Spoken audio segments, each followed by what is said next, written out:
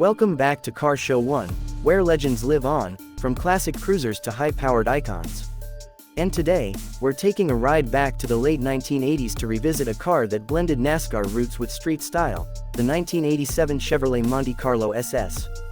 If you're into retro muscle, aggressive design, and good old-fashioned American 5.8 power, this one is for you.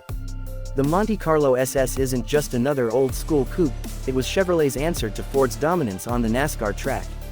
And by 1987, the final year of this iconic G-body SS, it had fully embraced its racing DNA while remaining a comfortable street cruiser. Let's talk about the design first. The 1987 Monte Carlo SS was bold and aerodynamic by 80s standards. That long hood, short rear deck, and distinctive nose with a sloped front bumper gave it a unique identity. The SS model stood apart from regular Monte Carlos thanks to its color-matched bumpers, blacked-out trim, 16-inch rally wheels, and SS decals that ran along the doors and rear quarter panels. From the outside, it looked fast, and for its time, it was. Under the hood, the 1987 Monte Carlo SS came with a 5.0-liter, 305 cubic inch high-output V8, producing 180 horsepower and 225 pound-feet of torque. It was mated to a 4-speed automatic transmission and featured a 3.73 rear axle ratio, helping this rear-wheel drive coupe deliver solid acceleration and respectable performance for the late 80s. Now, 180 horsepower might not sound like much in 2026, but back then, this car was a serious player. It could run 0 to 60 in around 8 seconds, which was pretty impressive when emissions rules were choking most V8s. But the Monte Carlo SS wasn't just about speed, it was about style, attitude, and the drive. It featured firm suspension tuning, thicker sway bars, and quicker steering than standard models, giving it a more responsive and planted ride. For its era, it struck a nice balance between comfort and performance. Inside the cabin, the 1987 Monte Carlo SS gave you that classic American coupe feel: a wide dashboard, analog gauges, cloth bucket seats are optional leather, and just enough room for 4 adults. It wasn't high-tech, but it was cool, comfortable, and unapologetically 80s. You got power windows, optional air conditioning, a tilt steering wheel, and a Delco cassette stereo that played all your favorite hits, from Van Halen to Run DMC.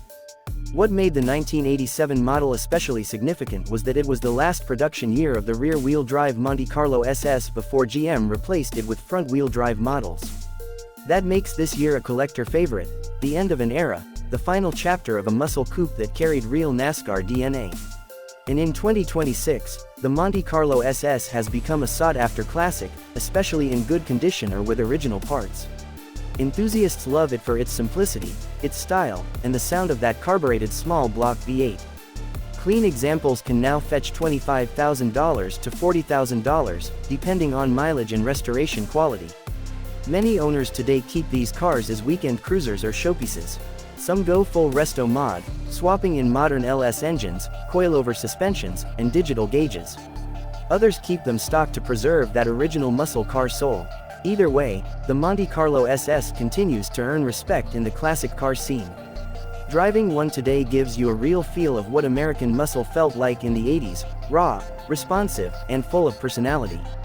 The sound of the exhaust, the feel of the throttle, and the way people still admire it at car meets, all of that keeps the legend alive. So, who is the 1987 Monte Carlo SS for in today's world? It's for the driver who appreciates heritage, simplicity, and that unmistakable American style. It's for those who love cars that came with character, not just computers. And it's for collectors who know that this was one of Chevy's last true rear-wheel drive performance coupes before everything changed. Thanks for watching Car Show 1. If you enjoyed this blast from the past, hit like, subscribe, and drop a comment. Would you keep the Monte Carlo SS original, or build a modern-day street machine with LS power and COI lovers? Let's talk cars, past and present.